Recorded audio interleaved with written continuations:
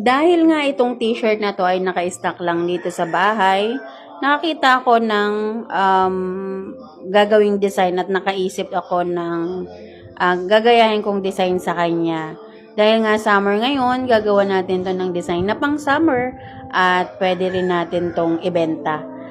Maganda naman yung kulay niya at maganda yung tela niya, so pwedeng ibenta at maayos naman ang t-shirt.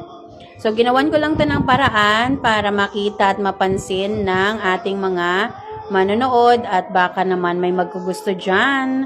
Ayan. At tayo'y nananahina ng mga parte. Actually, napakatagal kong ginawa nito dahil yung sinulid na ginamit ko ay nylon para hindi siya magputol-putol kapag sinusuot na natin, no?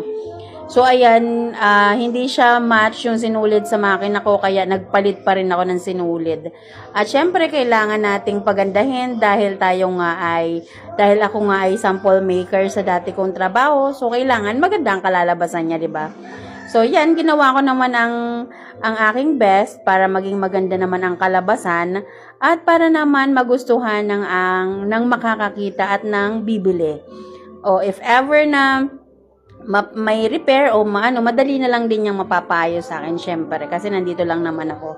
Pero yung best ko ginawa ko para gumanda ang kalabasan nitong t-shirt nito dahil ito nga ay DIY, no, para mabago ang itsura niya bilang t-shirt. Papakita natin kung maganda ba o hihingi tayo ng komento dyan sa comment section kung maganda ba ang kinalabasan at okay lang ba ang itsura niya.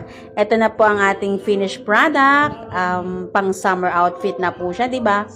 Ayan, at i-enjoy nyo na po. At pwede bang i-comment nyo kung okay ba, kung maganda ba, or kung may design pa kayong naiisip na sa palagay nyo okay, gagawin ko. Or pwede kayong mag-request kung anong naiisip nyong design na sa isang damit para magawa ko rin siya if ever na kaya naman ang ating isip.